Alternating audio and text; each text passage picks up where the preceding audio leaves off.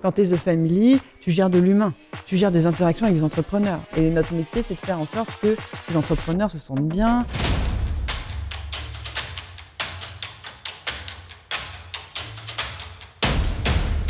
J'ai envie de donner la permission à des gens qui ne ressemblent pas à la norme. Donc il va falloir que nous-mêmes, on sorte de la norme.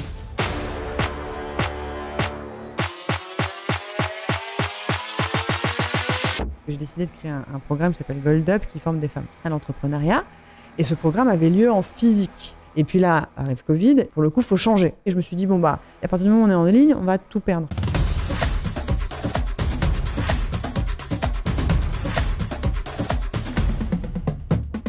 On dit les entrepreneurs, il faut être résilient. Ça ne veut pas dire rester de marbre. Ça veut dire...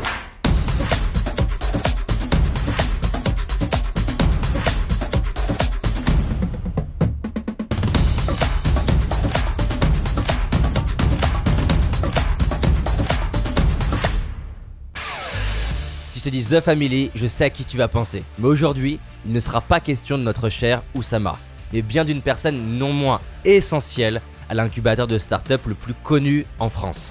Je suis avec Ali Zaghuri, cofondatrice de The Family aux côtés de Nicolas Collin et Oussama Hamar.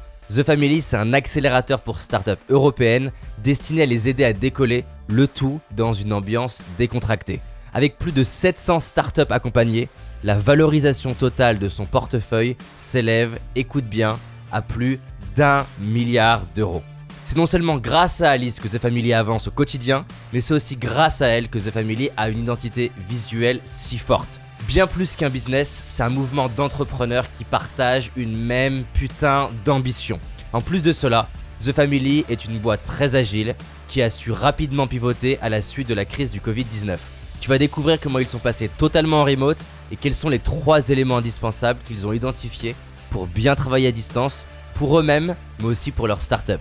Dans cette vidéo, tu découvriras aussi l'importance du design dans une entreprise, comment créer un sentiment d'appartenance au sein de tes équipes, ou encore comment gérer des conflits. Alice a une sacrée énergie, elle est autant féminine qu'une machine à faire avancer sa boîte, bref, je l'adore. J'ai personnellement retiré une vraie pépite de notre discussion. Il s'agit d'une erreur à absolument éviter quand tu veux rendre ta marque plus cool.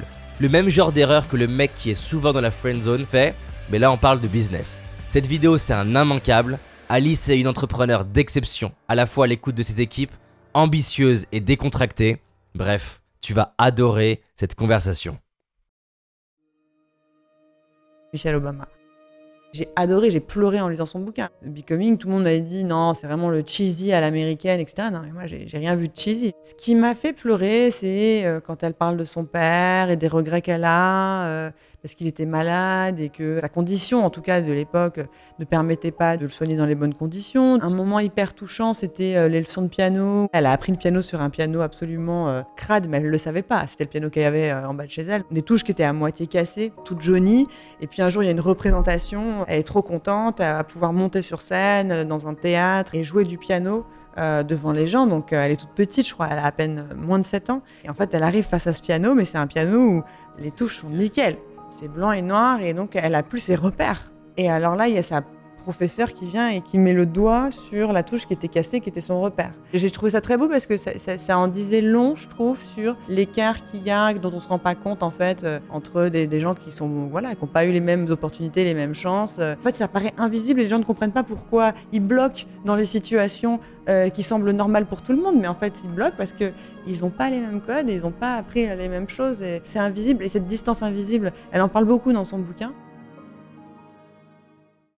Partons sur la culture, j'aimerais que c'est vraiment un endroit où je vous trouve très fort. Si on essayait un petit peu d'extraire des clés qui sont applicables pour un business B2C, la culture externe, comment tu crées un mouvement, tu donnes envie aux gens de te suivre. Parce que The Family est connu par des gens qui ne s'intéressent pas à l'entrepreneuriat de base ou qui ne veulent pas entreprendre. Et pour moi, c'est presque ça l'indicateur quand tu as réussi à créer un mouvement, c'est que ça va au-delà du truc de base. Nike, ça va au-delà de est-ce que tu fais de la course à pied régulièrement. Et pour moi, c'est un endroit où vous êtes très très bon. J'aimerais essayer qu'on mette de la conscience sur des choses que n'importe quel business B2C pourrait implémenter et apprendre de ce que vous avez fait. Je pense qu'il n'y a pas une action, mais tu l'es. Tu vois, ton parcours, David Laroche, on t'a suivi depuis le départ. Au départ, tu faisais des vidéos, tu n'étais pas à l'aise, tu as souvent dit que tu étais introverti. On a vu la courbe de progression et on a partagé les difficultés de ton parcours. Et donc, ça n'a fait que créer du lien avec toi parce que pour toi, c'est possible. Tu t'es montré en position de vulnérabilité et puis tu as petit à petit partagé toutes tes épreuves. Et donc, les gens se sont dit, mais ce gars-là, il est sincère et puis ça fait plaisir de le voir progresser. Donc, quelque part, ça crée cet attachement-là. The Family, c'est pareil. C'est-à-dire qu'il y a 3 associés au départ qui sont absolument différents les uns des autres. Les gens souvent me disent, mais qu'est-ce que vous faites ensemble en fait? À quel moment ça a cliqué entre vous? Donc c'est vrai que dans nos caricatures, tu as l'énarque, inspecteur des finances, ingénieur qui passe son temps à écrire et à lire et à rendre intelligible la disruption numérique pour les intellos du monde entier, globalement, Nicolas. Tu as Oussama qui est le super storyteller, c'est un ovni. C'est clair. Il provoque quelque chose. Parfois, j'ai l'impression que les gens, je ne sais pas s'ils écoutent ce qu'il dit ou s'ils sont juste contents d'écouter du Oussama. Je pense qu'il pourrait parler de cuisine, ça pourrait marcher des fois. C'est ça. Et puis, il y a moi où tu dis une nana. Elle ne ressemble pas à la nana française classique, on va dire, et qui se retrouve dans le milieu tech. C'est un peu inattendu, quoi. Qui met des chats dans ses teasers. Voilà, et qui en plus met de la paillette partout dans un milieu qui est plutôt normé, froid, business. Je pense que ça commence par qui sont les fondateurs. La première chose. Et ensuite, pour créer cette sensation d'attachement et cet engagement de la communauté, il y a le fait de partager la progression, partager la vulnérabilité, partager voilà où on en est, voilà où on aimerait bien aller, et c'est avec vous qu'on va y aller. Et c'est la règle de base de Pixar, de storytelling, qui est, si tu as un personnage, n'espère pas que qui que ce soit s'attache à lui si tu ne partages pas au départ ses difficultés. Si tu partages simplement à quel point c'est un héros et que tout va bien, et dans les start-upers, c'est chiffre, finalement, tu crées de la distance et de la comparaison et c'est de la souffrance pour l'autre qui te regarde. Alors que nous, on est qui on est, on dit voilà, on aimerait bien qu'en France, ce soit moins difficile pour que n'importe qui puisse concrétiser ses rêves en créant des boîtes. Bon, pour l'instant, on tourne des vidéos dans un petit appartement et on les met sur YouTube et il y a 3 pélos qui les regardent. Et beaucoup d'autodérision sur cette ambition qui est immense et puis c'est cette réalité qui est faite de bouts de ficelle. Je pense que les gens ont d'abord aimé la démarche, la transparence et puis après, il y a le contenu quand même. Il y a ce que tu racontes et est-ce que ça va les aider réellement. À partir du moment où tu as défini ton objectif qui est de créer un écosystème vraiment vertueux pour les entrepreneurs, tu comprends que c'est un objet qui est assez protéiforme parce qu'un écosystème, c'est pas juste des entrepreneurs qui cartonnent, c'est des employés qui ont la culture start-up. C'est des grands groupes qui font confiance à des entrepreneurs. C'est des journalistes qui savent parler des startups. Donc en fait, dans les contenus que tu peux trouver sur notre chaîne, tu as à boire et à manger pour tous ces publics-là, avec des niveaux de technicité différents dans le langage, et où finalement, tous ces gens, aussi différents soient-ils, s'y retrouvent parce qu'ils ont tous appris quelque chose. Je pense que ça part de là, quoi. C'est la diversité des fondateurs et la transparence de qui on est, partager le où on veut aller de manière absolument claire, et puis surtout raconter de l'intérieur les difficultés que ça peut être. Les gens s'attachent, ils trouvent qu'il y a une démarche qui est intéressante. Finalement, on en revient toujours à la même chose. Les gens ne vont pas s'attacher au résultat, hein, mais ce qui les intéresse, c'est vraiment la raison d'être. C'est le why, c'est pourquoi tu fais ce que tu fais. Et si tu es en capacité de démontrer que ce why, non seulement tu l'incarnes, mais en plus, c'est difficile d'y aller et de le concrétiser, je pense que ça crée ce feeling of belonging. Si t'aimes ce genre de vidéo ou toutes les autres vidéos qu'on a pu faire avec des entrepreneurs au parcours incroyable, alors j'ai une bonne nouvelle pour toi. On a créé ce qu'on appelle la Scale Week. C'est un événement d'1 semaine qui est gratuit, pendant laquelle tu vas pouvoir avoir accès en avant-première et en exclusivité à des entrepreneurs d'exception. Ils ont tous passé la barre des 10 millions d'euros de chiffre d'affaires et certains ont atteint le statut magique de licorne, c'est-à-dire valorisé plus d'1 milliard. Avec eux, on va creuser ensemble comment est-ce qu'ils ont fait pour scale leur business. Comment est-ce qu'ils ont fait pour recruter, onboarder des top talents, créer une culture de performance et d'exécution, se positionner de manière unique sur son marché. On va voir aussi qu'est-ce qui se passe dans leur tête en tant qu'entrepreneur en cas de difficulté. Si ça te dit, t'as juste à cliquer en haut à droite, il y a un petit i et tu cliques sur la fiche pour réserver ta place. Les places sont limitées et pendant 1 semaine, on va voir ensemble comment scale ton entreprise ainsi que la mienne. Personnellement, toutes ces rencontres ont eu un impact majeur. J'ai lié entre 30 à 50 livres par an mais rencontrer ces personnes, pouvoir les écouter et sentir leur énergie m'a vraiment impacté. Donc si tu as envie de vivre ça avec moi, inscris-toi gratuitement à la Scale Week. Et on reprend notre échange. Quelle place tu vois au vocabulaire que vous créez et au design ? Parce que par exemple, le jingle des vidéos de The Family, c'est atypique. C'est-à-dire que ce soit le son, visuellement, l'univers visuel. Quelle place tu donnes à ça dans justement créer ce mouvement ? Pourquoi je te pose la question ? C'est que si tu regardes tous les mouvements, ils ont tous un langage commun. C'est-à-dire que le monde de la startup, ça a un vocabulaire. Le monde de la finance, ça a un vocabulaire. Est-ce que tu penses que ça a un rôle pour toi dans créer ce phénomène d'appartenance, des mots comme coup d'état? Vous n'avez pas appelé ça série de vidéo business? Ouais, ça m'intéresse. Alors, ok. On est en France quand on démarre, maintenant c'est européen, mais je pense que les problèmes sont les mêmes. On est vraiment des brels en storytelling et en marketing par rapport aux Américains. Ah, d'accord. De base. Ils sont très forts. Ouais. Et c'est une des barrières au développement et à la réussite de plein de produits. Ne pas savoir transmettre une intention, des valeurs, une mission qui nous dépasse. On ne sait pas faire ça. Nous, on décrit le produit tel qu'il est, etc. Là, pourquoi on n'a pas appelé coup d'état Série vidéo business, tu veux pas le... Non, parce qu'en fait, il faut qu'on se marre, déjà, Parce que si on est nul à ça, à la limite, dépassons cette difficulté. La marque véhicule toujours aussi un mood et un état d'esprit de ce que tu vas y trouver. Et coup d'état, puisque tu en parles, l'idée, c'est... Ok, on n'est pas bon à monter des boîtes, on va apprendre à entreprendre, c'est pas grave, même si on part de nulle part. Et puis on écrit coup d'état, parce que c'est référence à renversement, c'est vraiment prendre le pouvoir par le savoir. C'est vraiment l'idée de je vais m'approprier par moi-même le savoir-faire entrepreneurial. Et avec un cas comme Kikoulol, Internet, les fautes d'orthographe, ça dit on est drôle, on se le permet, il n'y a pas de pression, et par contre, on va prendre le pouvoir. Il y a toute cette intention-là. Et par rapport à ce que tu disais sur l'importance de jingle, mélanger des chats avec du reggaeton, quand tu es dans un milieu qui veut donner la permission, j'estime pas que The Family, c'est le milieu start-up. J'estime que c'est un milieu entrepreneurial, c'est-à-dire de gens qui ont envie d'innover. Ok, aujourd'hui, il y a Internet et c'est génial. Et donc, on s'en sert comme d'un outil, mais au service de l'entrepreneuriat. Je ne me retrouve pas du tout dans les esthétiques ou les univers assez normés que tu vas voir dans les grandes startups de San Francisco, que tu vas voir partout en Silicon Valley, ou même que tu vas voir dans les incubateurs classiques quand tu te balades un peu en Europe. J'ai envie de donner la permission à des gens qui ne ressemblent pas à la norme. Donc, il va falloir que nous-mêmes, on sorte de la norme. Tu montes, tu lead by example. Donc, si tu fais un truc hyper normé, chiant, qui ressemble à tout ce que tu as vu, tu auras les mecs chiants classiques de la norme. Si tu fais un truc qui sort complètement du lot et qui dit c'est n'importe quoi, c'est complètement what the fuck. Je veux dire, souvent, ce qu'on fait en premier, les gens, ils ont d'abord un truc comme ça. C'est-à-dire, ils ont un moment de recul de hein, et après, du coup, ça les interpelle. T'aimes bien quand tu vois ça ou pas, toi? Ah, j'adore. C'est pas donné, quoi. C'est-à-dire, ils se disent pas ça fait référence à ça. Ils disent d'où ça sort ce truc. Je vois pas trop les références. Et peut-être parce qu'il n'y en a pas, en fait, de références. Il n'y a pas d'autres choses. Enfin, évidemment que si. On puise toujours son inspiration de partout. On réinvente rien. Mais évident, encore une fois. Mais dans ce milieu-là, tu n'as pas l'habitude de voir ça. Donc, du coup, ça t'interpelle.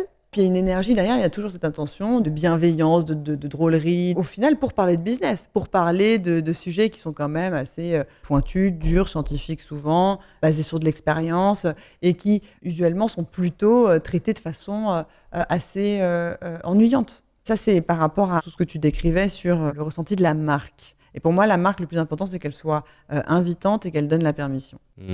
Non, c'est super intéressant en plus de clarifier encore une fois donc l'intention que j'ai, les émotions que les personnes qui vivent quand ils sont en contact de ma marque, les valeurs qui sont transpirées, alors que ça soit le côté cool ou que ça soit le côté décalé. Plus je suis clair là-dessus et que c'est en plus en phase avec qui je suis, plus derrière, mon seul job, c'est de transpirer ça le plus possible dans ce que je crée. Il n'y a pas de règle absolue, mais s'il y en a bien une que j'ai appris sur le terrain en design, c'est qu'il ne faut pas chercher à être cool.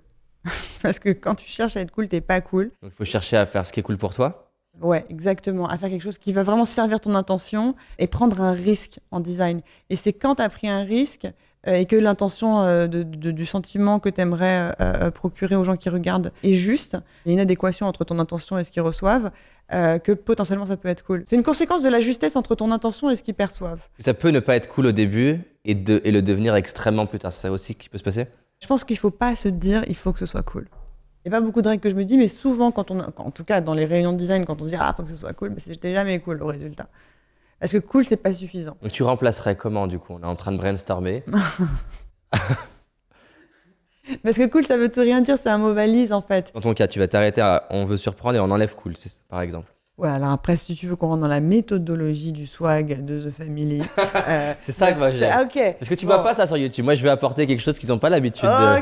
Ok. Je vais dans les coulisses de The Family. Ok. Les coulisses du swag, c'est d'abord un entretien. On travaille avec les entrepreneurs là-dessus, sur ces questions-là, parce qu'on les aide dans l'incarnation de leur marque à eux. Donc, du coup, ça va souvent commencer par un face-à-face, comme on est là. Avec toi, tu es entrepreneur, ma designer et moi. Et on est tous les trois, et puis c'est sympa, on a 1 heure et on va discuter. Et là, je vais te poser plein de questions, plein de questions. On va ping-ponger et je vais essayer de comprendre, non pas ta boîte, mais toi. Qui t'es? D'accord. Toi, David Laroche. Ton enfance, qu'est-ce qui te passionne, quelle musique t'écoutes, est-ce que tu as des frères et sœurs, pourquoi tu fais ce que tu fais, comment tu t'y prends, quels sont tes rêves de gosse, ah bon, t'as grandi en Essonne, ah bah raconte-moi, c'était comment l'Essonne, enfin voilà. Donc vraiment, je vais être dans l'écoute active pour essayer de m'imprégner de Qui je suis au fond. ton univers, tu vois, essayer de vraiment et je vais être volontairement dans un mouvement il y a un trésor à découvrir en lui et je suis là pour le découvrir. D'accord? Donc il y a vraiment une volonté de t'aimer. Ça, c'est hyper important. Moi, je vais te permettre de réaliser les choses qui sont complètement intéressantes. Mais que je vois pas parce que c'est tout le temps là. Exactement. T'as un exemple de ça t'a marqué avec un entrepreneur, il voyait pas quelque chose qui te reviendrait là? Mais c'est systématique en fait, c'est tout le temps. Dès que tu fais un exercice de swag. Et un exercice de swag. Bah justement, est-ce que t'as un exercice de swag qui te revient ou ça t'a touché toi? Bien sûr, Agricool. Agricool, c'était génial. Ils sont des enfants d'agriculteurs, ils ont un parcours un peu classique, école de commerce ou d'ingé, je crois, il y a un mix des deux. Et ils sont vendeurs en industrie pharmaceutique. Ils rêvent de vraiment résoudre un problème à grande échelle, la malnutrition. Et puis aussi, tout en respectant la terre, en ayant une démarche écologique, quoi. Donc, ils sont là-dedans. Et en fait, les deux, ils payent pas de mine. Ils sont très humbles. Mais ils exécutent, c'est très impressionnant. Ils ont fait pousser leurs fraises tout seuls dans leur garage, etc. Et donc, ça va complètement à l'encontre de ce que je t'ai dit parce qu'on les a appelés agricool. Donc, il y a cool dans le mot, tu vois. Donc, ne pas vouloir être cool. Bon, bah là, en fait, je me souviens de me faire la réflexion avec Julia à l'époque, qui est la designer. Et on se dit, ils sont cool, hein. Ils sont vraiment cool. C'est vrai que c'est la fille d'agriculteur cool, quoi. Et c'est elle qui sort, agricool. Bon, ça, c'était juste pour le naming. Mais en fait, c'était juste de leur faire prendre conscience. Quelque part, tu t'intéresses aux gens, tu les aimes. Tu n'essaies pas de les enfermer dans des cases, mais quand même, tu tires un peu la caricature avec amour et bienveillance de ce qu'ils sont pour en voir le beau, pour en voir l'inattendu et pour qu'ils soient fiers aussi de ce qu'ils sont.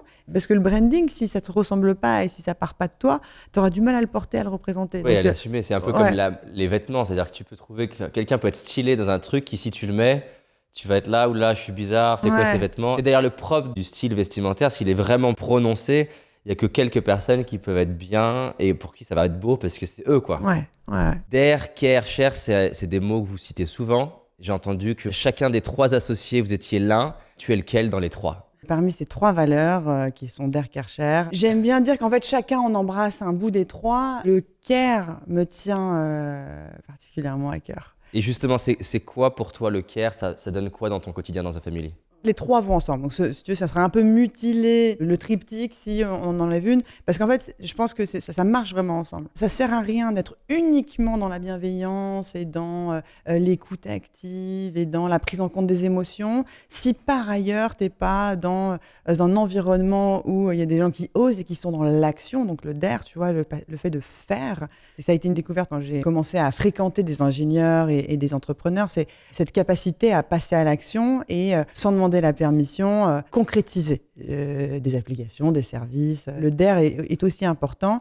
Et le share, pareil, il marche avec parce que tout ce que tu fais, si tu y mets du cœur, tu as envie de le partager. Il nous semblait dès le départ, quand on a démarré The Family, hyper important de tout de suite mettre en ligne tout le savoir qu'on partage aux entrepreneurs. Et en fait, ça a été au départ un peu une expérimentation. On s'est largement inspiré de ce qui se faisait en Silicon Valley. On a été invité des entrepreneurs aguerris qui avaient monté des boîtes incroyables. On leur a demandé de partager leur savoir-faire d'abord à nos entrepreneurs. Puis finalement, ça faisait des super contenus. On les a mis sur YouTube, tu connais. Ça a cartonné. Tu peux me traduire en version française? Ce qui est très dur avec la traduction, je trouve, c'est que même si tu prends la traduction des fois littérale, ça exprime pas forcément l'idée que tu veux exprimer. Ce que j'aime bien ici, c'est que tu as 3 verbes.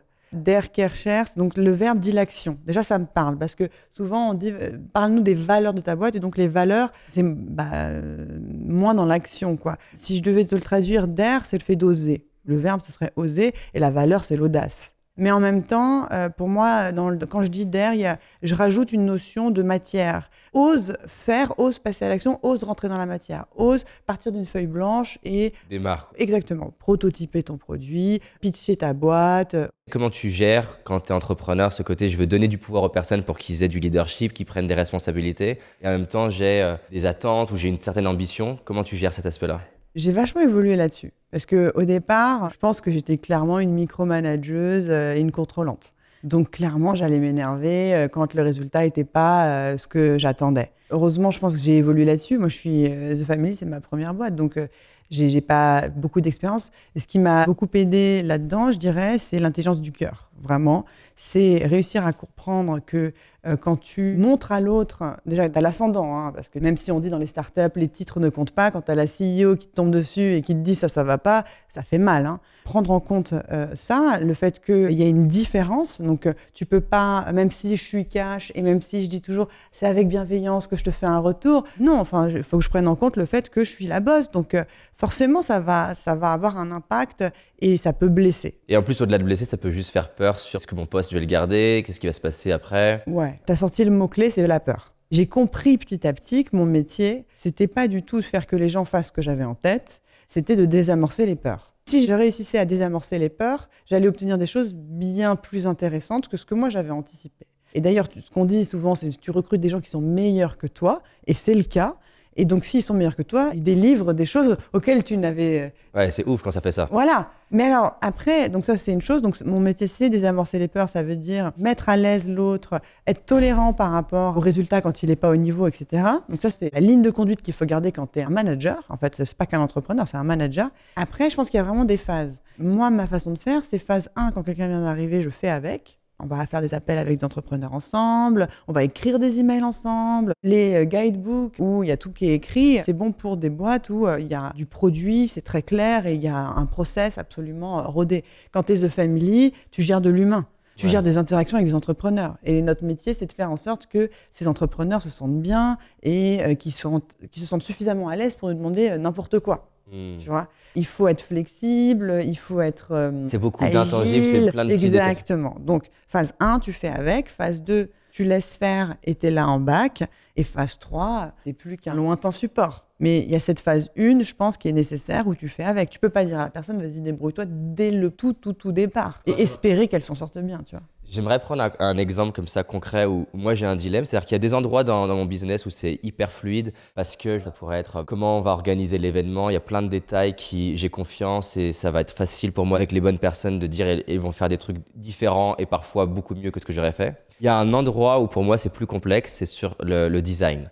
Parce que le design c'est une vraie valeur haute pour moi, j'adore ce qui est mis en valeur et j'en profite que je sais que toute cette partie-là c'est quelque chose qui est important pour toi. Je vais l'avoir le design à plein d'endroits, ça peut être le design, la couverture d'un e-book, ça va être la miniature de nos vidéos. Et moi, c'est un vrai dilemme, tu vois, en ce moment, on est en train de créer un livre qui n'est pas un vrai livre en soi, ça accompagne un produit numérique qui a pour but de résumer. Et donc, le design, il y a 2 aspects, à la fois c'est plein de détails pour faire quelque chose de beau, est-ce qu'il y a suffisamment de marge, je saoule l'équipe tout le temps. Et de l'autre côté, c'est les goûts. Et c'est pas évident pour moi d'arbitrer entre qu'est-ce que j'aime pas, parce qu'en fait, c'est juste mes goûts, il faut que je lâche. Et qu'est-ce que j'aime pas parce que non mais vraiment on est en dehors entre guillemets de code de design et ça va pas le faire. Et le design ça joue dans créer un univers. Et chez vous, c'est très fort. Au palmier, les couleurs. J'ai demandé à Oussama, il m'a dit que ça venait beaucoup de toi, cette dimension-là. J'aimerais qu'on se mette un peu dans ta tête. Tu as un nouveau lieu, Berlin. J'ai vu la conférence de Firmin à Berlin et j'ai vu, on retrouve l'univers. Alors, ça se passe comment? C'est toi qui vas dire, je veux que tu me fasses la copie de ce que moi j'ai fait à Paris. Ce que j'aime dans ce que tu appelles le design, en fait, c'est l'ensemble des images. C'est l'ensemble de l'incarnation. C'est tout. Là, tu parlais du lieu, de la lumière, que ce soit un site internet, un livre. En fait, tout ça, c'est du design. Il n'y a pas de règle. C'est-à-dire que c'est pas le bleu égale le calme, égale le corporate, les typos à empattement égale old school. Bien sûr, tu as des petites choses, des associations comme ça, mais c'est pas ça. C'est-à-dire que dans une boîte, je pense que finalement, le design, il va évoluer. Tu peux dire ce que tu veux dire de 1000 façons différentes. Et en fait, ce qui est intéressant, c'est qu'est-ce que tu veux dire. Moi, ici, je suis dans ton setup. Je comprends plein de choses. Ton setup, il dit minimalisme, ambition. On est dans le noir et blanc, il y a un truc très moderne. On pourrait être un peu dans un hôtel ou dans un loft d'un entrepreneur qui a revendu sa boîte.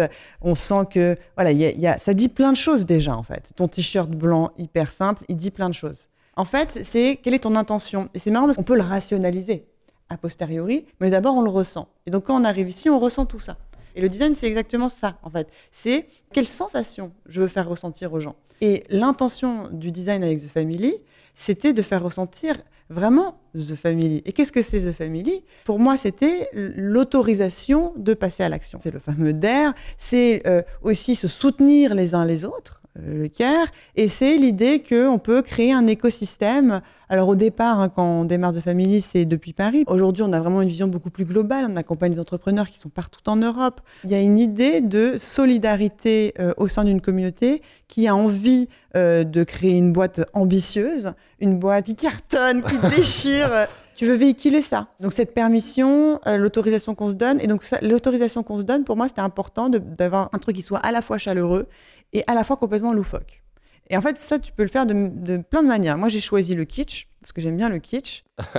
Dans les styles, tu vois, artistiques. J'ai choisi un peu, parce que je suis sensible à l'art déco. Il est né après la révolution industrielle. New York, ce sont des bâtiments art déco, tu vois. Ça véhicule une envie d'ambition. Et c'était un peu le renouveau d'une ère. Quelque part, moi, c'est un peu ce que je voulais exprimer en réutilisant l'art déco. C'était après la révolution digitale, il y a une ambition. Et donc, c'était un clin d'œil à cette époque où on a vu en grand les choses. À partir du moment où tu as posé tes intentions, qu'est-ce que tu veux faire ressentir? Tu as 1000 chemins pour y arriver. Et c'est pour ça que dans le design, c'est très décevant ou limitant quand les gens te donnent un guidebook avec les couleurs, les marges, etc., sans en comprendre le point de départ. Parce qu'en fait, un bon designer, il prend ton intention et s'il est suffisamment excité par ce projet, même s'il n'aime pas forcément l'art déco ni le kitsch, il va réussir à délivrer ton intention. Donne plutôt les clés aux autres de quelle est mon intention. Donc ça veut dire être conscient de ce que t'aimes. Pour moi, il y a une vraie pépite pour aider peut-être ceux qui nous écoutent à la conscientiser. C'est pas seulement ce que t'aimes dans le sens j'aime le bleu ou j'aime le rouge ou j'aime tel type de meuble ou tel type de bois. C'est ce que j'aime pour moi, une vraie pépite là-dedans, c'est tiens, je veux que la personne, quand elle voit ça, elle ait telle émotion, elle ait telle sensation ou ça la branche à telle valeur. Et après, tu te débrouilles. Ça fait vraiment parallèle pour moi un bouquin là que je lisais hier qui est vraiment génial, Ideas That Stick. C'est vraiment ouf ce bouquin, sincèrement. Je sais pas si tu l'as lu. Non. Il est ouf. Et j'ai vraiment aimé ce truc-là. Il dit qu'au début, les colonels d'armée, ils essayaient de mettre beaucoup de valeur sur le fait de créer un plan. Sauf qu'ils ont réalisé que sur le champ de bataille, ton plan, il est jamais bon. Et donc au début, ils ont tiré la conclusion, il faut pas planifier. Sauf que c'était encore pire. Et en fait, ils se sont rendus compte que la clé, c'est de passer des heures à faire un plan, mais pas pour le plan, mais pour l'exercice mental que ça te fait avoir de planifier. Du coup, c'est plus important de planifier qu'avoir un plan. Et en fait, après, ils ont continué en se disant, mais c'est quoi l'essence de ce truc-là? Et ils se sont dit, le plus important avec notre armée, c'est pas tant qu'on leur dise comment ils doivent combattre, mais ils appellent ça l'intent. L'intention. Ouais, voilà. Ils ont un terme spécifique qui est de dire, je clarifie, au final, derrière tout ce qu'on va faire sur le terrain, voilà ce qui est le plus important. Je vais prendre un exemple qui est assez populaire, qui n'est pas l'armée. Kennedy qui dit, dans 10 ans, on met un homme sur la Lune et on le fait revenir. Et ça, voilà, c'est l'intention. Et après, vous débrouillez de comment on va s'y prendre pour le faire, mais c'est ça que je veux qu'on arrive à faire. Il prenait un autre exemple, c'est Southwest Airlines, où l'idée, c'est the low-cost airline. Et il dit, plein de compagnies aériennes pourraient dire qu'on est la low-cost airline, mais eux, c'est extrême. C'est-à-dire qu'en gros, si les clients veulent du poulet, ben non, du poulet, ça coûte de l'argent. On veut faire le vol le moins cher. Donc, il clarifie pas les moyens. Est-ce qu'on a le droit au poulet, pas au poulet? Non, tu te démerdes, on fait le vol le moins cher de la planète. Et donc, surprendre le client en lui souhaitant son anniversaire, tu peux le faire parce que ça coûte pas d'argent. Le surprendre avec des confettis, tu vas pas le faire parce que ça va augmenter le coût de ménage. Ça me fait vraiment écho avec ce que tu dis de passer plus de temps à être sur l'intention, qu'est-ce que tu cherches à accomplir derrière, plutôt que le comment. Les 9 étapes de exactement ce que tu veux, parce que tu vas être limité à ce que tu connais. Voilà. Et surtout, ça dit aussi, traite ton équipe comme des gens en capacité de trouver leur propre chemin, en tant qu'être réfléchi, qui vont prendre du plaisir aussi, parce qu'on aime tous résoudre des problèmes. Ils disent, OK, on doit aller là, donc je vais trouver mes propres moyens pour y arriver. C'est quand même beaucoup plus plaisant, gratifiant comme façon de travailler, je trouve, que exécute et tais-toi. Du coup, j'aimerais creuser. Est-ce que tu as un exemple d'un moment où tu as clarifié l'intention, il y a quelque chose qui a été produit par ton équipe, en soi, c'était très bien, mais toi, alors sans dire t'aimes pas du tout, tu dis ah oui. On n'y est pas. Ouais. Et c'est peut-être là aussi pour moi, j'ai encore un millimètre que j'aimerais creuser, qui est de dire à quel moment je lâche. Parce que ça peut être, je peux factuellement me dire non, la personne a bossé et c'est super. Mais là, c'est plus le côté artistique en moi qui va dire ah non, j'aimerais ça. Et tu vois, typiquement sur le livret, le problème du design, c'est que je pourrais passer 2 ans à travailler le bouquin. Et au bout d'un moment, c'est pas forcément ce que le client il cherche quand il va lire le bouquin. Donc je mets de l'énergie sur un truc qui est pas important pour lui. Comment tu fais pour sentir en toi, une fois que tu as clarifié l'intention et le boulot il est déjà bien, d'accord? On n'est pas dans c'est nul, il est bien. Mais toi, tu te dis ah, peut-être qu'on pourrait faire autrement. Est-ce que tu donnes du feedback? Est-ce que tu te dis je lâche et c'est pas la priorité? Comment ça se passe pour toi? C'est hyper délicat. En fait, ce dont tu me parles, c'est clé et je t'avoue que moi, je lâche rarement l'affaire. En fait, c'est satisfaisant aussi pour l'autre avec qui tu interagis, de voir que même quand c'est bien et que tu sens qu'il y a un truc qui manque, tu le sens, tu le sais. C'est difficile de le rationaliser, tu peux pas vraiment expliquer pourquoi, mais il manque un truc. Et donc, on va s'autoriser à tester des choses. Mais il faut que ce qui manque, tu puisses être en mesure d'expliquer à l'autre, toujours dans le ressenti du résultat. Là, tu vois, je trouve que ça manque un peu d'humour ou ça manque d'effet waouh. Mais qu'est-ce qu'on dit là quand on fait ça? Tu fais participer surtout l'autre à s'écouter aussi et à ce qu'il soit amené à être dans un questionnement par rapport au résultat pour qu'il comprenne aussi la démarche. Parce que si tu arrives et que tu dis juste « il manque un truc », c'est frustrant pour l'autre. Alors si tu arrives et tu dis « qu'est-ce que tu ressens là? Est-ce que pour toi on est complet? Tu crois pas qu'il... Et si on rajoutait une petite pointe de sel? Et si on mettait un peu de muscade ?» tu vois?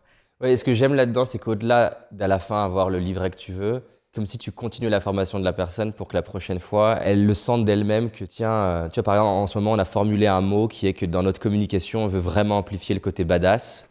Et depuis qu'on l'a formulé, ça aide beaucoup de choses en fait. C'est-à-dire que du coup, ça permet de se dire, c'est beau, mais est-ce que c'est badass? Est-ce que c'est vraiment ça qu'on veut amener? Donc ça me parle de dire, ok, je le fais pas seulement pour finir le livret, je le fais aussi dans l'idée de donner à la personne l'espace de mieux comprendre la direction, la vision, les valeurs. C'est ça que tu veux dire? Ouais, alors après, excuse-moi, en t'écoutant, je pensais aussi que, en fait, finalement, le plus important, c'est pas que le truc soit parfait. Parce que là, tu parlais de c'est nul, c'est bien, c'est waouh. Ça, c'est ma façon de faire. Moi, j'aime quand c'est hors du commun. Donc, c'est inattendu. Ce que j'aime, c'est créer la surprise. Donc, finalement, c'est pas tant que ce soit parfait, c'est rarement parfait. Donc, je peux lâcher l'affaire quand c'est pas exactement parfait. Par contre, si c'est pas inattendu, ça va pas. Voilà. Si ça crée pas la surprise, si ça attise pas la curiosité de celui qui prend en main l'objet, alors là, on a raté le truc. C'est ma règle à moi. Et en fait, je pense qu'on devrait tous avoir des règles. Oui, c'est un peu l'intent principal, du coup. Voilà. Un peu comme The Low Cost, ils veulent le moins cher. Voilà. Toi, il faut que ça soit inattendu. C'est ça. Il faut créer la surprise et donner envie d'aller plus loin. Tu sais, une phrase que j'ai répétée des centaines de fois dans mes séminaires et du coup, c'est pour ça que j'ai conscientisé le Create All for People. Ouais. Dans Gladiator, tu as Maximus qui demande à son maître esclave, donc il veut obtenir sa liberté, comment je peux devenir libre? Et il lui répond, si tu veux devenir libre, il faut que tu gagnes la foule. Et il répond, je vais leur donner quelque chose qu'ils n'ont jamais vu. Cette idée-là, je l'utilise souvent dans les séminaires business. Et en rigolant, en disant que Maximus a impacté mon business. Parce que moi, c'est pour ça que j'adore cette notion de mouvement, capter l'attention, enseigner quelque chose de manière ludique, ça me fascine et ça part souvent de cette idée de surprendre, faire quelque chose que la personne n'a jamais vu, faire quelque chose de différent qui fait que d'un coup, elle s'arrête. Effectivement, c'est pas la question de est-ce que c'est beau ou pas, mais non. Ça la capte. Je suis assez fan des moments de transition dans une boîte où on change quelque chose et sans faire plus d'efforts, tu changes un truc dans le produit, tu changes un truc dans le marketing et d'un coup, ça génère plus de résultats. Est-ce que tu as des exemples d'un ou plusieurs trucs que vous avez changé dans The Family Et d'un coup, vous le changez. Il y a ce phénomène, tu vois, Oussama, il parle souvent de success is obvious. Est-ce que vous avez des trucs comme ça que vous avez changé et ça a généré plus de résultats sans faire plus d'efforts? C'est marrant que tu dis ça. Alors, oui, tout le temps, ça arrive tout le temps. Entouré de plein de projets qui, eux, capotent, hein, d'accord? Donc, Ouais. tu as vraiment les deux. Mais là, récemment, ce qui s'est passé, c'est que... alors, c'est pas exactement ça, mais on fait beaucoup de formations pour les gens qui veulent apprendre à entreprendre. Donc, tu as Coup d'État. Chez Lyon, tu as les employés qui veulent s'approprier la culture start-up. Et puis moi, à un moment donné, l'année dernière, j'en ai eu marre parce qu'il n'y avait pas du tout de femmes entrepreneurs qui venaient toquer à la porte de The Family. Donc j'ai décidé de créer un programme qui s'appelle Gold Up, qui forme des femmes à l'entrepreneuriat. Et ce programme avait lieu en physique. Il avait lieu donc tous les samedis, pendant 5 samedis, tu avais 50 nanas qui venaient et je rassemblais des intervenants pépites que j'avais été chercher dans l'écosystème de The Family pour qu'ils leur transmettent leur savoir-faire. Et tout ça marchait très bien parce que quand tu réunis des femmes qui partagent tout un niveau très élevé de motivation pour passer à l'action, ça crée de la magie parce que ensemble, elles vont passer plus vite à l'action. J'étais très, très, très satisfaite des résultats de comment les filles avançaient pendant ce programme. Et puis là, arrive Covid et donc, pour le coup, il faut changer.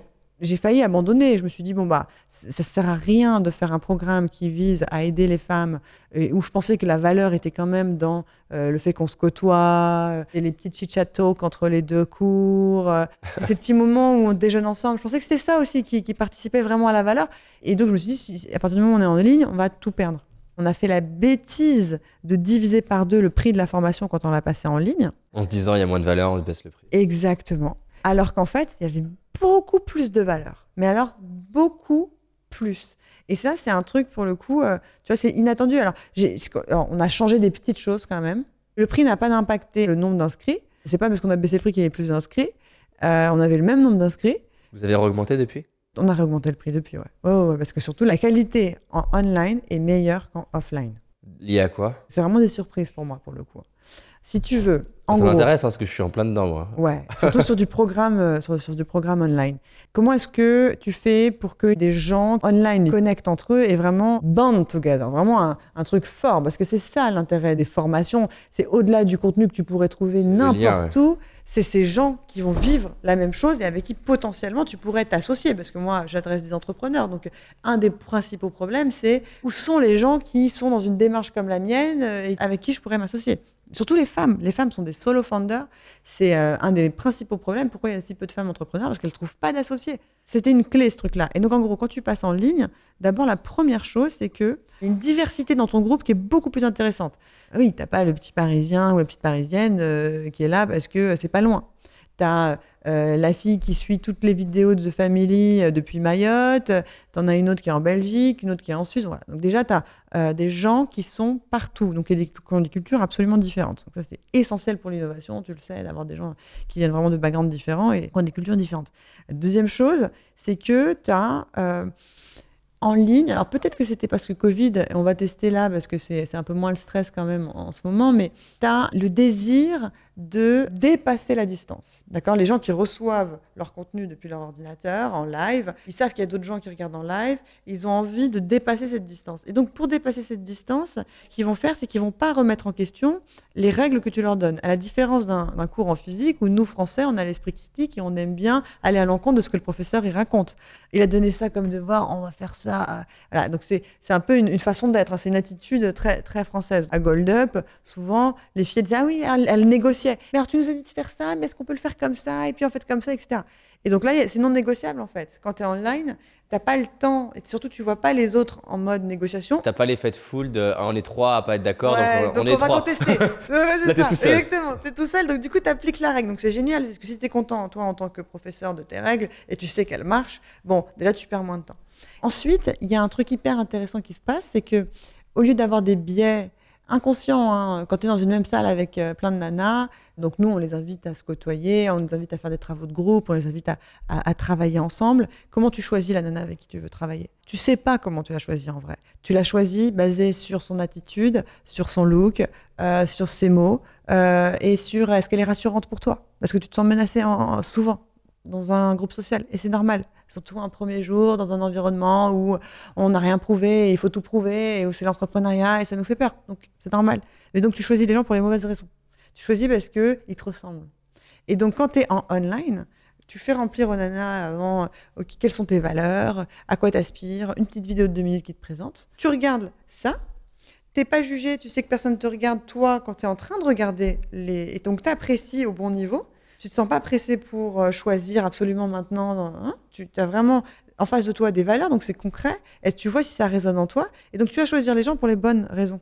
Donc les associations qui se sont faites entre les nanas étaient beaucoup plus pertinentes et beaucoup plus intéressantes. Tu connectes les gens comment? Nous, on utilise un outil, alors on est sur Slack, on utilise Opin, qui est une super startup. T'es content J'adore. Parce que tu payes par personne, par événement, c'est ça? Ils changent tout le temps leur pricing. Donc en fait, moi je sais qu'en ayant comparé tous les produits qui existaient, c'était le meilleur rapport qualité-prix. Parce que par exemple, par rapport à un Zoom en utilisant les mini-rooms là. Non, mais Zoom, c'est... Zoom, faut pas. Non, mais si tu veux, si tu accordes de l'importance aux interactions, les possibilités dans Opin sont exceptionnelles. Par exemple, le look. Visuellement, tu as toujours un chat à côté. Il n'est pas dans une espèce de mini-box, là, parce que le chat de Zoom, il est insupportable. On sent que physiquement, tu te sens pas bien. On est étriqué par le chat de Zoom, quoi. Il faut appuyer sur le truc. Non, là, il est là, il est en display en permanence. Et surtout, tu as un environnement où on te dit, voici, au cas où tu es perdu, tu as une réception. Dans la réception, toi, en tant que host, organisateur, tu as raconté le déroulé. Tu peux cliquer, tu arrives dans une salle. Et toi, en tant qu'aussi organisateur, tu peux pré-organiser plein de salles avec des conversations avec le nombre de gens que tu veux. Les gens peuvent se voir, parler, et tu peux intervenir, ressortir, intervenir. Enfin, c'est vraiment bien fait pour ça. Tu as la sensation, j'ai jamais vu un outil qui me permettait de faire autant de choses sur de l'interactif et de la transmission de savoir. C'était l'outil parfait pour nous. Après, je pense qu'il y en a plein d'autres, hein, mais il nous a vachement plu cet outil. Vachement.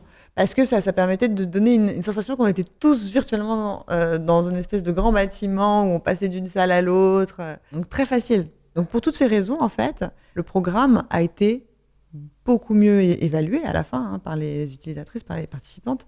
Et les retours sont dithyrambiques. Et j'aurais jamais imaginé. Je pensais qu'on allait assurer un petit peu, voilà, on perd dans le passage en online, mais au moins vous avez... une version peut-être pas aussi bien, mais non, c'est vraiment mieux. Et ce qui est fou, c'est que les filles ne se sont jamais rencontrées et certaines montent des boîtes ensemble. En plus, tu as ce passage au tout online qui est facilité par GoldUp. Elles ont expérimenté pendant le programme tous les outils, tous les machins, et ça y est, elles sortent de là, elles sont prêtes pour la remote life, quoi. Tiens, transitionnons là-dessus rapidement. C'est quoi les 3 plus gros apprentissages pour bien bosser en remote pour une boîte? Parce que je sais que non seulement vous avez eu la question, vous, mais vous avez eu doublement la question, que vos startups aussi ont eu la question pour beaucoup.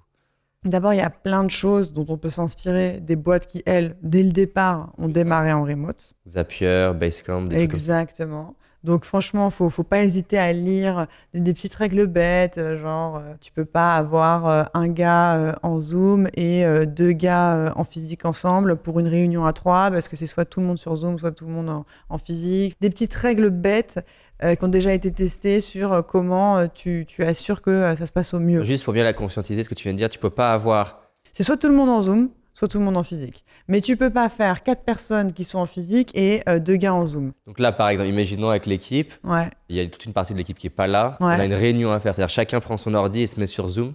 S'il y a d'autres gens sur Zoom. Oui, il y a d'autres gens sur Zoom. Vous mettez chacun dans une pièce. Oui, pourquoi? Parce qu'une réunion, pour que ça fonctionne, il faut que ça circule. C'est-à-dire que tout le monde soit à égalité. Donc on se met pas à 5, je sais pas combien on est, à 5 derrière un ordi et on se met chacun sur un ordi. Ouais.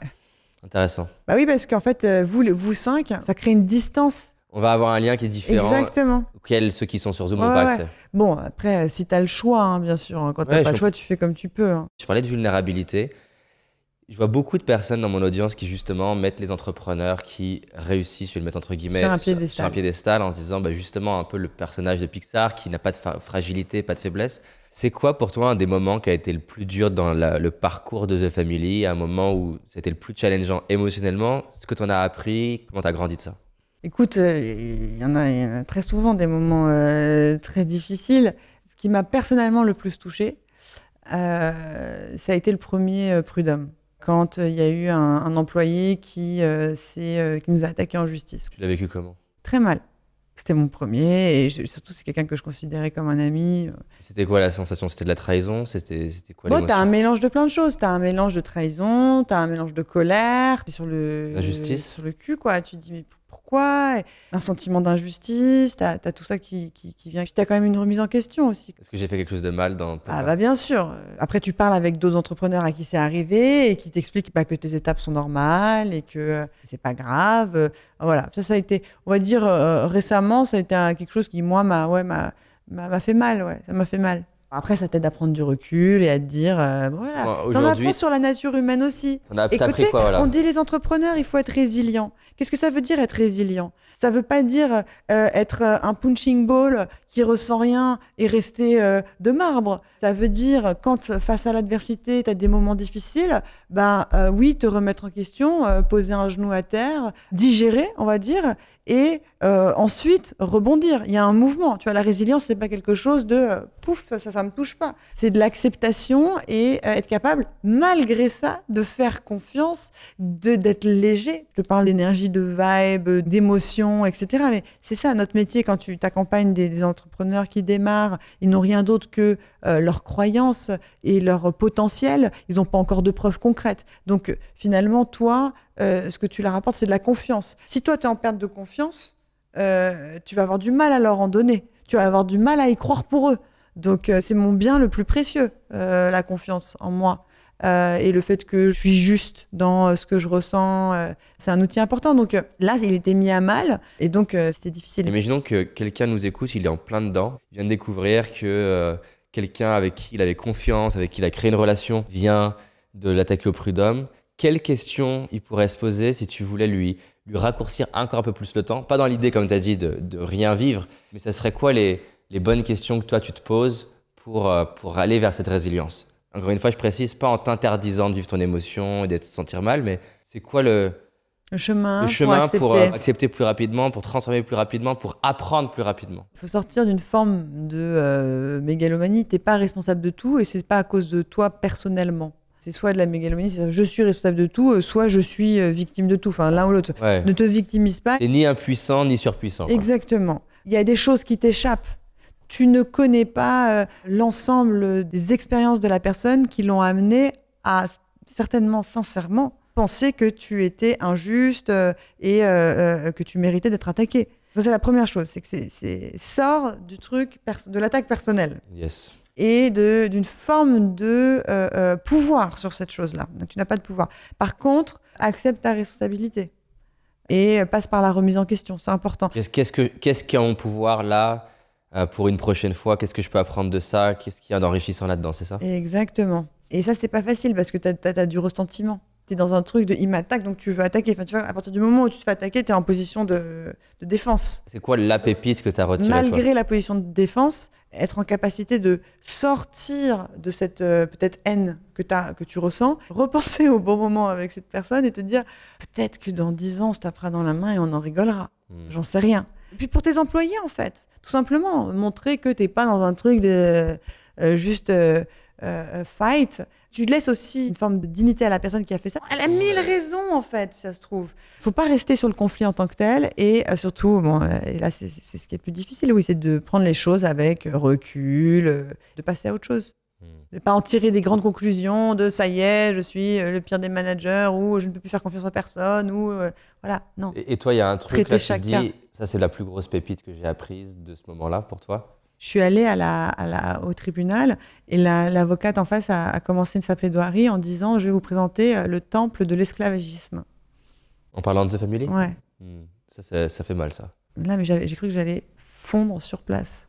Ce que m'a appris, c'est de prendre les choses moins à cœur et de comprendre que le combat, il est beaucoup plus long terme. Il n'est pas de gagner cette micro-bataille qui n'est plus...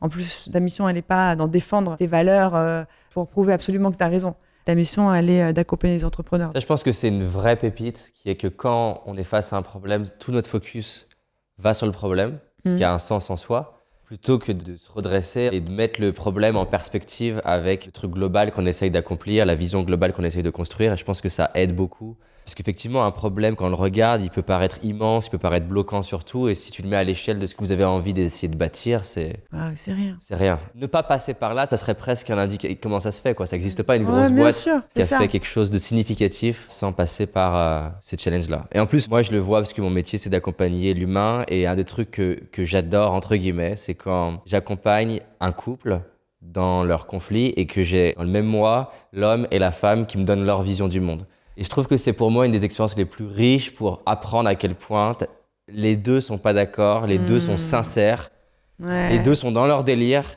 Et si moi, tu m'avais fait écouter que l'un... Tu l'aurais cru. Mais plus que cru, j'aurais été en mode de son putain, côté. Mais, comment il peut faire ça, ton mari? Et c'est vraiment incroyable pour moi d'avoir les deux lectures et ça permet vraiment de comprendre que les gens, ils sont dans leur vision du monde, dans leur perception, ils interprètent quelque chose. C'est fascinant aussi quand j'interviens en entreprise, tu vas discuter avec le manager et le manager dit c'est du harcèlement et tu discutes profondément avec le manager et j'ai pas d'a priori.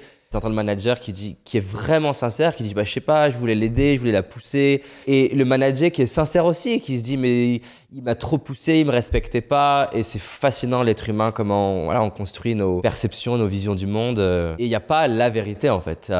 Chacun sa lecture de la situation. Enfin, mon métier, il est fascinant là-dessus. C'est ce que je dis souvent à mes clients. Je dis, je pense que vous iriez discuter avec des gens que vous condamnez et vous passeriez vraiment du temps avec cette personne, vous seriez perturbé. Bah bien sûr. Qu'est-ce que peu de gens savent sur toi? Il y a peu de gens qui le savent parce que je suis pas quelqu'un de connu. J'essaie vraiment d'être au service de la boîte et tout. Donc, je partage pas trop ma vie privée. Donc, je pense que les gens savent pas grand-chose de moi. Ils savent pas que je dessine. Peu de gens savent que j'aime beaucoup dessiner. Tous les dessins, ouais. Tous les dessins, c'est toi qui as fait, hein? Ouais. Sauf ceux en couleur, tu vois, à l'intérieur, il y a des doubles pages en couleur. C'était Camille qui était designer chez nous, mais sinon tout le... ça, par exemple. Voilà. Ils savent pas que je dessine et que j'adore ça. C'est du dessin expressif, hein. C'est pas du dessin qui a vocation à être réaliste, mais voilà. Alors des petites questions rapides. Allez, vas-y. Microsoft ou Apple? Apple. Ah, pourquoi? Je suis tellement à l'aise avec mon Mac. Quand tu es étudiante en France, en école de commerce, on t'invite à acheter des IBM. Malheureusement, on sent la détresse. Mais le jour où j'ai découvert l'univers Apple, je me suis dit, mais pourquoi? Non, en tant que designer, quand tu es beaucoup sur la suite Adobe, c'est quand même beaucoup plus agréable. C'est clair. Netflix ou Disney? Ah, bah écoute, je suis Netflix. Ah, c'est dur là. Mais la Disney, avec le film de Beyoncé, je me suis inscrite.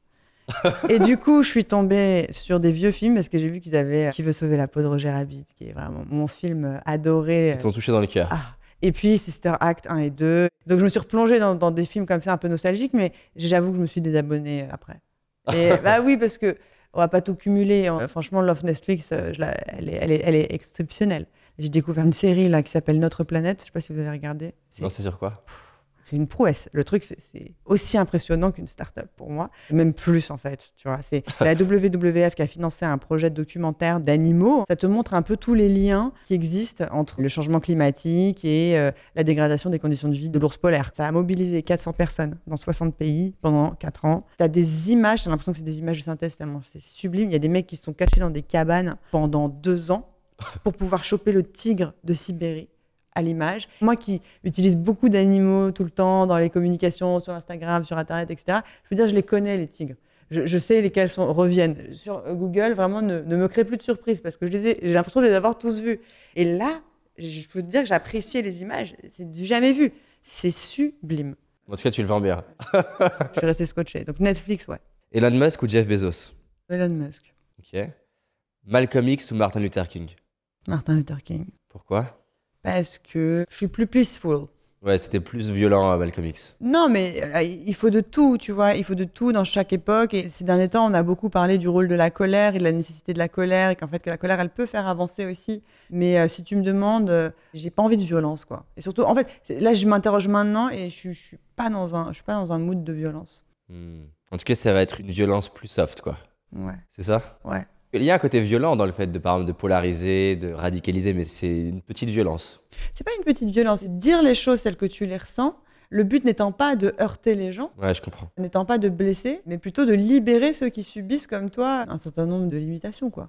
Remote ou bureau? Ah bah remote. Pourquoi? Tout de suite maintenant, en vrai, on va pas se faire croire qu'on a eu le choix. C'était Covid. Alors justement, après Covid terminé, remote ou office? Et je dirais qu'il faut être un peu flexible. Je pense que pour l'instant, remote me va très bien parce qu'on est encore dans une période fraîche du changement et que c'est septembre et que on a tous plaisir à se voir et ils viennent, enfin avec l'équipe, on travaille les uns chez les autres, donc c'est assez ouvert comme modèle. Après, sur le long terme, je pense qu'il faut avoir peut-être des petites solutions. Ce à quoi on pensait, c'est se réunir dans des endroits. Tu as plein de startups aujourd'hui qui se lancent sur du flexi, un peu comme Airbnb, mais version bureau, ouais. Je pense qu'on est dans un contexte très spécial, qui n'est pas le remote d'avant, qui n'est pas un remote choisi parce que c'est un lifestyle. On est dans un moment où il y a eu une crise sanitaire. Aujourd'hui, on se balade tous avec des masques.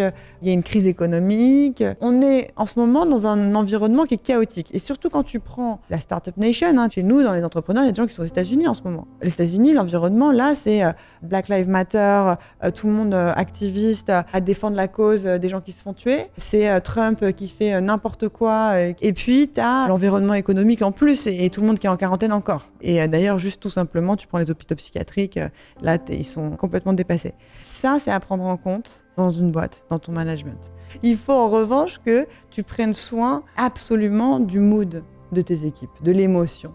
Il faut que les entrepreneurs n'aient pas peur de dire qu'ils ne savent pas, que aussi il y a de la peur, qu'il y a de l'incertitude, qu'ils fassent plus de one-on-one avec leur équipe, parce que là, en ce moment, les gens ont besoin de partager. Le cadre que pouvait être le boulot, mine de rien, ou la société en mode fast life, resto ouvert, soirée à gauche à droite, etc., là, elle n'est plus. T'imagines, tu prends le métro, tu vas dans un environnement, dans une tour où tout le monde doit porter le masque, tu respires ton propre air pendant toute la journée. Enfin, bien sûr que ça a un impact. Il s'agit simplement de libérer la parole à ce niveau-là. C'est aussi important pour les entrepreneurs eux-mêmes qui fassent très très attention à leur équilibre, qu'ils fassent plus de méditation, plus de sport, plus de balades dans la nature. C'est nécessaire.